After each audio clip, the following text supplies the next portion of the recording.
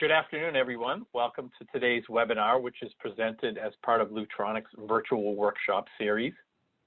Today, we are very fortunate to have Dr. Emil Tanghetti with us. Dr. Tanghetti is a board-certified dermatologist and fellow in the American Academy of Dermatology and the American Society for Lasers, Medicine, and Surgery. Dr. Tanghetti has been active in clinical research for over 2 decades.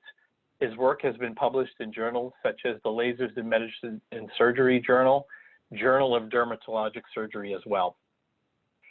Dr. Tanghetti is a regular featured speaker at the American Society for Laser Medicine and Surgery and is internationally recognized by his colleagues as an expert in energy-based medicine for dermatology and aesthetics.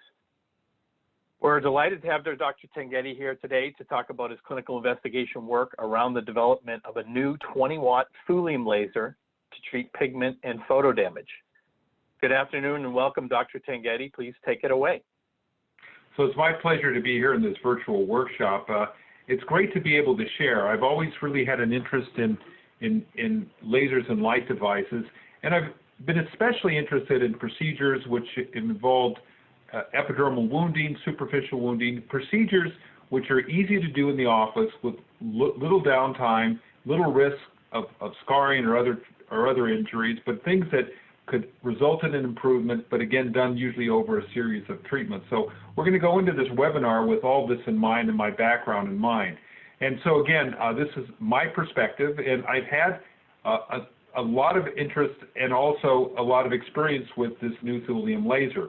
And the thing that's been great about this is I've done histologies and we've also done clinical work both. So I can present 2 different perspectives on this from my view as an investigator. So let's look a little bit about the market we're dealing with and what patients want. Certainly in my practice, I think it's always better to listen to your patients. And when you do listen to them, you're going to find out that they want to have a rejuvenation procedure, but they want it with little to no downtime. They want to be back in their social circles. They want to be even at work the next day. So again, what we're looking for is low downtime procedures, and they don't mind if it's done over a series of treatments rather than trying to do one vigorous treatment where there's a great deal of downtime lasting many days. So what we're looking for is treatments that give us rejuvenation, which means the skin looks better, less fine line, less wrinkles, and also pigmentation. And you see both of these in photo damage and in other conditions such as melasma. But again, photo damage is probably the largest treatment condition that we treat. So again, I think that what we're looking at is a treatment that can address these issues with little downtime. We're even seeing some younger patients who want to look better, who want to get a glow to their skin. They want to get rid of some of the unwanted pigmentation. So again, I'm looking at all age groups. So in my practice, it's people in their 40s, 50s that are the biggest players, but also older people and sometimes younger people as well. So again, I think when we're choosing a device, and especially a non-ablative device, we'd like something that we can do these applications of rejuvenation, pigmentation, and photo damage. In my mind, I like a device that's easy to use, that's not difficult, where there's minimal to no anesthetic requirements, that are safe. And when I say safe, I mean something that we can delegate to someone else without having to worry. I have a laser nurse in my practice, and I'm able to delegate quite a bit. And for me, it's been great to have a procedure such as the thulium procedure, which she does almost exclusively. The other thing is the idea of not having a very expensive consumable. If you start to have expensive consumables, every time you use the device, it starts to add a good deal of cost and concern into the procedures that we're doing. And finally, we always like a device that works and it works reliably. And I think that I could speak from experience with this thulium device. It works very well and it's very, very reliable. Now the Ultra is new to the market, just out in December. It's at 20 watts. It is the most powerful thulium laser available today. Again, much more powerful than the other devices in the marketplace. It also has 2 spots, a 200 and a 350 micron spot, which gives us a homogeneous beam beam profile. And again, the optics of this are absolutely excellent. I really like the scanner, especially with the 200 micron spot. It's quick, it's easy to use, and it does the treatments in a very reliable and consistent manner. We also have the larger scanner when we want to do like larger freckles or lentigions with the stamping technique.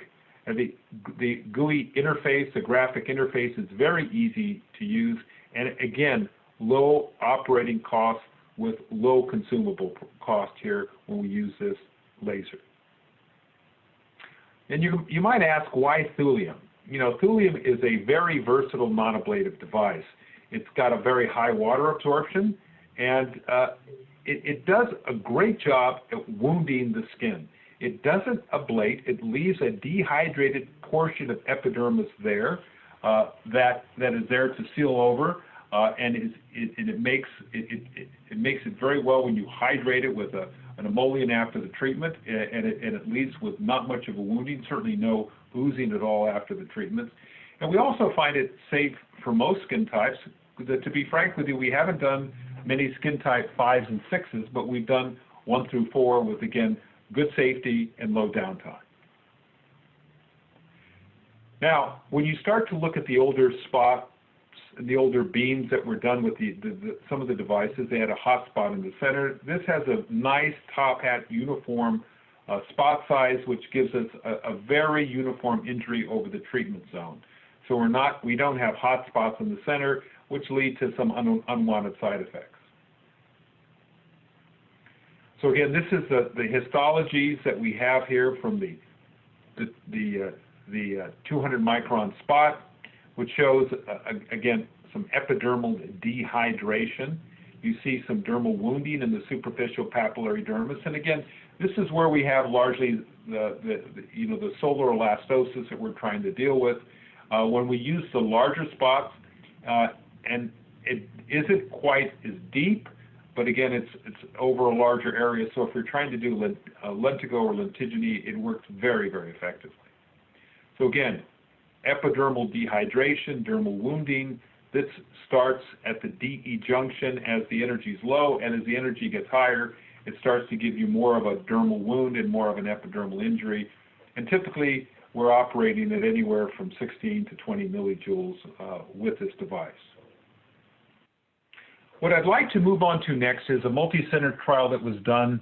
And again, we're talking about preliminary data of 30 subjects. It was done at my site and also at the study center that was done in the Boston area.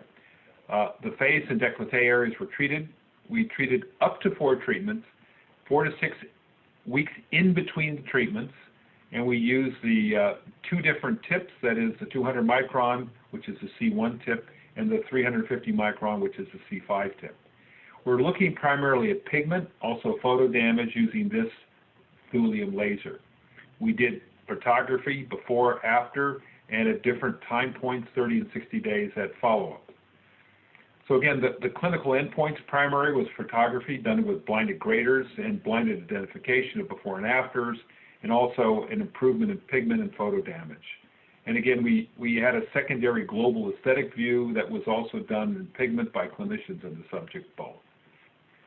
So again, the treatment parameters that we started with, we were starting a little bit more conservatively in the 12, 13 millijoule per pass treatment at treatment 1 with anywhere from 5 to 6 passes.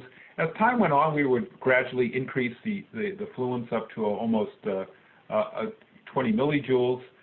And the coverage was, as it's looked here, at first we were around 15 to 16%, and after that we're up more 20 to 30%. So again, where we just increased things as we felt more comfortable, and the patients were very comfortable with this as well. So again, we looked at the treatments. We started a little low. I certainly think that we could start a little higher, 15, 16 millijoules per treatment. And again, I think the coverage right around 25% seems to be the perfect place to be. The other thing is pain. Now, this procedure really does not hurt much. 81% of our patients did not choose to receive anesthesia. They had a little erythema lasting typically 1 to 2 days after treatment. and the treatments were about 2.8 to 3.4 to 3.0 to 2.6 on a 10-point scale. So certainly tolerable pain over this, and so the average discomfort was almost 3. And again, patients did very well with the amount of increasing energy and energy coverage for treatment. We did not see the pain increase at all. So again, a tolerable treatment that could be certainly done without anesthetic. So again, pictures speak louder than words, and this is certainly, a photo here, a before and after. We can see, number one, photo damage with dyspigmentation. We can see that the dyspigmentation has improved, and we can see here this before and after picture, a nice glow in the skin, nice improvement in the fine wrinkles as well. I think a happy patient. So again, this is an example of what we did in the photos, looking at before and after. Again, we did not tell the graders how many treatments they would have. We actually mixed them up, the before and after, so that they were appropriately blinded to what was going on. So again, the scale we had, when we looked at the global aesthetic scale, you can see it here at the top. We went from worse, no change, improved, much improved, very much improved. And when you look here and again, there was an assessment of 3 blinded graders, and we look at the different options, we can see most of our patients were improved to much improved, and some were very much improved. And there really, when it came to the graders, were not many that had any no change. So again, I think that the consistency here is we can see that everyone that got the treatment, virtually everyone, got improvement. And I would say the majority were very much to much improved in this, with the majorities being the much improved group. So again, here is a blinded expert grader with photo damage. And again, we had 2 independent graders, for the subjects with photo damage, and all of them showed improvement. We can see here, again, that most of the patients were the improved to much improved. Some were very much improved. So again, when we look at the data in total, virtually everyone saw improvement. And this is an example in this photo here of the improvement we're seeing in photo damage. Again, a difficult patient, older patient, we can see improvement in both the pigment and even some of the solar elastosis and fine wrinkling here you can see on the cheek. Now, the device is very interesting, and I think the scanner technology is unique. And the beauty of the scanning technology, it has a magnetic roller. So when you're rolling, it will shoot as you're rolling, and if you slow the rolling down, it will still put the same density there. The other thing I like there is the random mode, where it shoots the pulses out in what we call controlled chaos technology, where they're done randomly. So when you start to look at the patient as they're healing and you look for mend zones, you don't see straight lines and things like that that are kind of a cool-off. It really hides it very, very nicely. So with this magnetic roller system, it has a handpiece it has speed protectors. So if you go slower, it throws them down the same density if it goes faster. If you went too fast, it would tell you to stop and not to do it that way. Again, so you can also look at the total energy and the coverage. It's on the GUI interface. So the good thing is we have some lights that tell us when we're ready, and it tells you if you're going too fast, and there's also one for standby. So again, very easy roller technology that I think is unique to this device. This gives you some scanner configurations looking at dynamic, static. This is when you stamp typically. And I use the random all the time, the roller, and this is where it puts down the spots in this chaotic way that, again, as they're healing, it looks very natural. You don't see these grids on the face, but you could also stamp it if you want and do over the areas, especially with the larger spot, and it does send it out more in a gridded formation. Now, again, it's hard for me to tell you about this magnetic roller. It's better for you to see this. So again, this video displays it, and I think in a very nice way. As you move, it shoots the pulse out. You stop, it stops. So again, very straightforward, very simple. You can see the randomness as you're moving this handpiece. It throws the pulses down in a consistent way. And this is, again, one of the aspects where, again, if you'd like to have a mid-level or a nurse do this, you can, again, rest assured that if they go a little slower one day, a little faster the next day, they're going to give the consistent number of pulses down with safety and efficacy that you come to expect. Again, it's always better to see it with a provider and a patient, and this is an example of going back and forth. Usually we go over it a couple times, same area, and then we give two passes that way. And again, we're given somewhere between 4 and 6 passes most of the time. And then some of them we go back and stamp some more. You can see easy. This magnetic roller is very, very straightforward and easy to use. Again, just another view of this. Again, you can see the patient, no anesthetic, not grimacing. Again, this is a tolerable procedure. So again, just showing you perspectives on this. Easy to use. Roller system is absolutely terrific. You're not out there trying to stamp the whole face, which drives you crazy. This is a very easy way. 2 passes go very, very quickly. We're typically using a Zimmer with it as well, just to provide a little extra comfort. We have the patient hold the Zimmer, and they're doing it as we're moving along, and it provides a little extra comfort. But again, that's not an absolute necessity.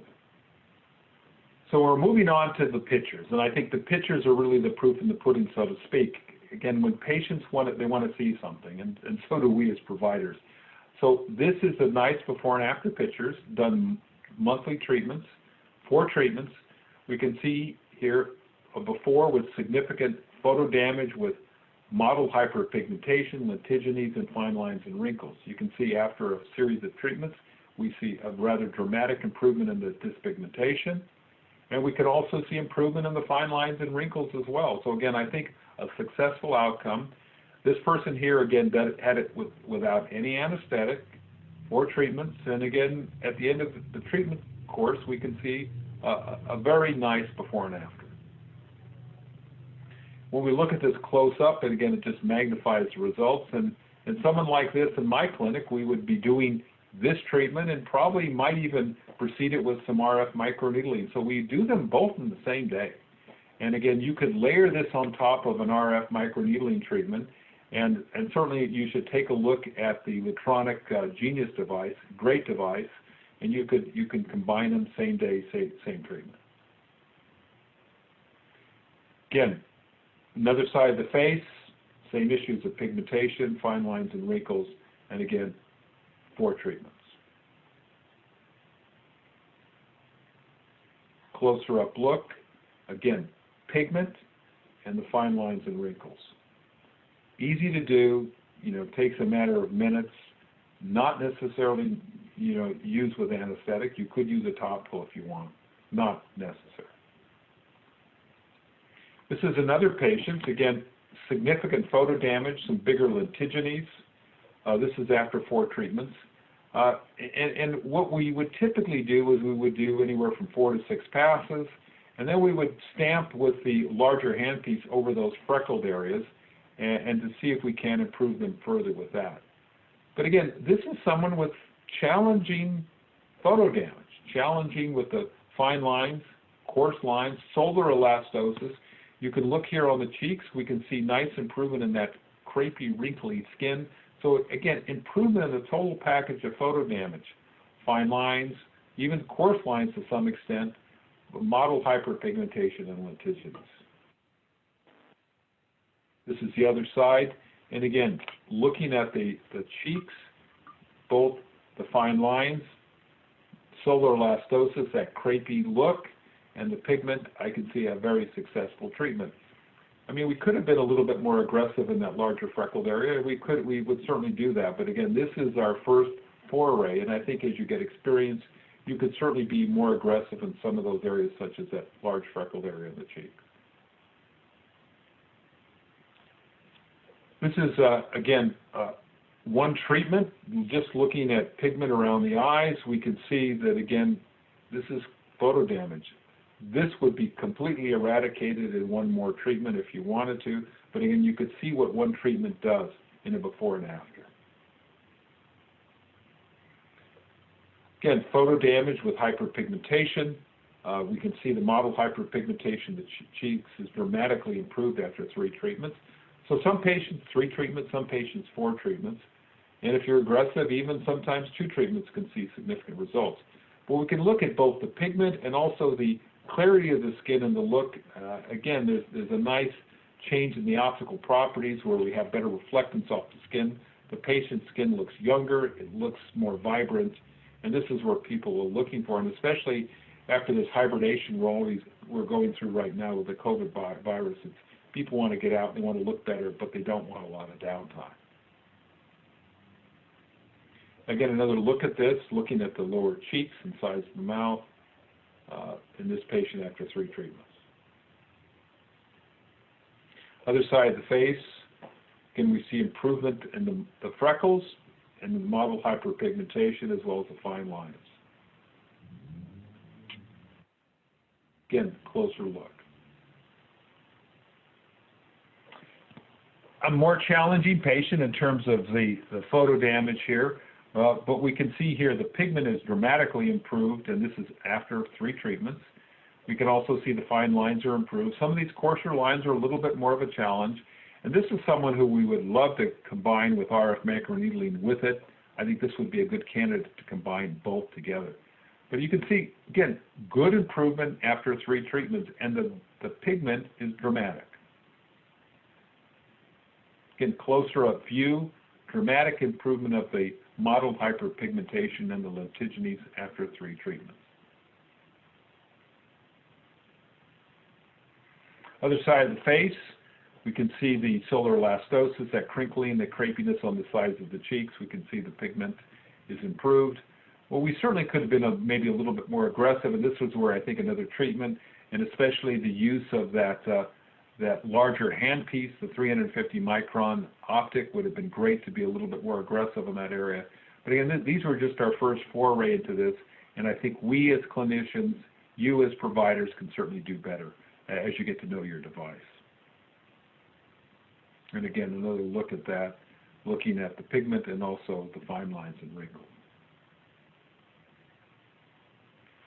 The chest and décolleté area are big areas where rejuvenation is wanted, and I think this is where you can get improvement in that modeling of the hyper and hypopigmentation. As you can see here, this is after 3 treatments.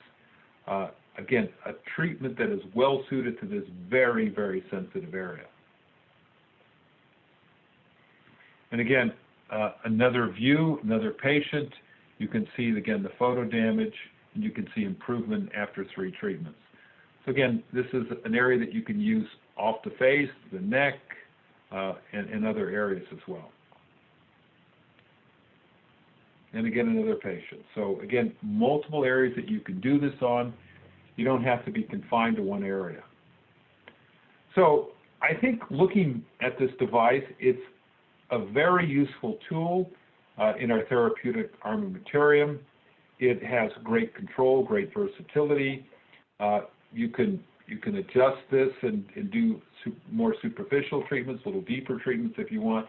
But I don't think even at our higher settings you're ever going to get yourself into trouble. I think when you're dealing with pigmentation, photo damage, and rejuvenation, it's a no-brainer. This really works well for even the younger patients to the older patients. Usually showed your patients with significant photo damage that this resulted in great improvement. So again, I don't think we have big pain management requirements, which makes it a great outpatient procedure to delegate with little downtime, short recovery period. So when patients want to continue to be in the workforce, want to continue their activities, this is something certainly we could do with not a significant consumable cost, and something that I delegate to my staff, and they do a great job with it. And the other thing is, it's something that we use in combination. We're typically using it in combination with other devices, such as RF microneedling. I think it is a great combination where you can concentrate on the more superficial treatments. And RF microneedling doesn't do a great deal for the epidermal rejuvenation, so this you can combine them with really nice results, and you could do it in a nice package. So again, we're looking at treatments with a good return on investment, something that we can delegate, something that it's not going to be something that's going to cost us with a big consumable. So I think it's a win-win for our patients and a win for our practices. So again, this is something that I wanted to show you and share with you, and I'm going to entertain questions at this point. Thank you very much. Thank you, Dr. Tanghetti, for sharing some of that data with us that was going to be presented at the meeting. I think it's nice for people to see a little bit of that in advance of the meeting. So yeah, there's a bunch of questions that came in. Let me start off here. So in the study, you highlighted that patients were treated with an increasing, it was like a dose ranging study, so it was an increasing dose over the sequential treatments. Is that something you do in your practice as well, or do patients acclimate and you really need to kind of chase the endpoint as their skin acclimates? Do you kind of see yourself increasing energy as patients get subsequent treatments anyway? Well, I think when we were starting with this, we were a little hesitant because we didn't know the device. I think we're all more comfortable with the higher, you know, the 20 millijoule setting. Typically, we would start, you know, 16 to 18, and then work up to 20. So somewhere in that ballpark. And again, I think that with more and more treatments, we develop a comfort zone with it, as do our patients. So again, I don't think there's anything dangerous about using the stronger settings. Quite frankly, I think it's very hard to hurt anyone with this device as long as we're operating with the magnetic roller, which basically gives us a safe treatment. I mean, the only other thing is you could do more in terms of the percentage treatment, but I think, you know, 30% makes a lot of sense. So I think that it's something that I think there's a wide safety zone, and I think using the higher affluences are very safe to do. Yeah, it's great to see that used on thin-skinned areas like the décolleté. I think that's sure. An area people are worried about when they start using IPL and some of the more aggressive chromophore-based treatments. You know, how does the chest respond versus the face? So that was sure. That's a great angle. Following up on that, there's a question that always comes up, and it came up again here today. The laser is referred to as colorblind. It targets water, but people seem to get confused when it's targeting water. How do you effectively target the pigment? So if you could jump into that a little bit, I think that would be helpful for the audience. So a real question is, if you target water, how do you target pigment? Well, two things. Number one, when you target the epidermis is where the pigment is. And the beauty, if you target water and heat water, we start this heating at the DE junction, the dermal epidermal junction, and we heat upwards and downwards with this at the lower setting. So the low settings, you know, that we typically don't use, you know, 8, 10 millijoules, we see that heating starting right in that middle area. But as we go with our therapeutic settings, we're basically treating the entire epidermis in a fractional way and wounding the dermis. So again, something that we can target the epidermal cells which contain the pigment and we fractionally damage those areas. And these fractionally damaged injury zones, these MEN zones, if you will, typically, you know, ball themselves up and get extruded over 2 to 3 weeks, but they're largely re-epithelialized within 24 to 48 hours. So again, I think that we target pigment in an indirect way by targeting the entire epidermis. That's great. So it seems like the thulium has been, everybody's transitioned more to this thulium wavelength, and I see not only ease of use is a big part of it, but also safety. So can you talk a little bit about, you know, approaching darker skin types, or treating 5s and 6s? How would you approach treating those darker skin types with this wavelength? Well, since we don't have a great deal of experience with it at this juncture, there will be a study in darker skin types, trust me. There'll be a study with skin type 5s and 6s, which I think we definitely need to do. But like, if you have someone where there's any question about, especially a 5 or 6, I would do a test area. You know, run some areas over and see how it would handle. I really think the skin types 5 will do well, and I ultimately think the skin type 6s will do well as well, because you're basically doing the same thing. You're not going to get overheating because they're dark. And I've treated a number of Asian patients and have not seen any post-inflammatory hyperpigmentation or PIH. So I'm fairly optimistic we can treat virtually all skin types. I just want to get a little bit more data in the skin type 5s and 6s before I can blanket recommend this. Great. So next question comes in, who's the best candidate in your mind for thulium treatments? And when you sit with a patient and consult with them, how do you set their expectations in terms of not only how many treatments they might need, but when they'll start seeing results? Well, typically, I think the best patient is someone with photo damage. And unfortunately, for us in the U.S. here, photo damage is a huge part of what we see here in our patients with cosmetic concerns. The mottled hyperpigmentation, the lentigines, the fine lines and wrinkles. It's the biggest thing we see. If you're in Korea with this device, it would be primarily acne and acne scars because they don't see much photo damage. They protect themselves very well. So again, the best candidate is someone with photo damage, which could be a younger patient, or usually all our older patients have it. And I think we can realistically say you'll start to see some improvement after the first or second treatment. You'll see the pigment gradually lightening. And if you have a significant pigment load, it might take 3 to 4 treatments to see it, as the pictures in this lecture showed. If you're doing acne scars, it's typically 3 to 4 treatments. So again, this is a device that you can use for other things besides photo damage and pigment, because I think that superficial wounding does do a lot. You know, we saw improvement using fractional picosecond technology, even with creating an area of purely epidermal injury with the LIOB. But with this here, you're creating a little injury zone in the epidermis as well as the dermis. So again, I'm very up on the device and this kind of technology to treat both those conditions, that is photo damage and acne scars. Okay, great. Actually, 2 more questions here. You've presented data and you have a whole host of experience in treating melasma. It comes up on every discussion. So how would you say the thulium fits into your treatment strategy for melasma, and how would you approach it from a dosing perspective? Well, there's no perfect treatment for melasma, and I'll say that at first, because you know, this is a difficult condition to treat, because whatever you do, it overreacts. So I think I've seen some improvement with this. I've seen some patients improve with it, and I've seen, you know, a couple that haven't shown as much improvement as I'd hoped. At the end of the day, I would be a little bit more gentle with the settings, because and then I would also use adjunctive cooling, because you don't want to create a big thermal load. And the thermal load could be created by the injury itself, and so we typically use the Zimmer with it, but it also can occur after the treatment. Whenever you create an epidermal injury, cytokines and chemokines get released that cause vasodilatation and sometimes some heating of the tissue after the treatment. So we typically use ice off and on as an adjunct after the treatment, try to calm it down. And again, we're just a little less aggressive in our patients with melasma than we would be with photo damage or acne scars.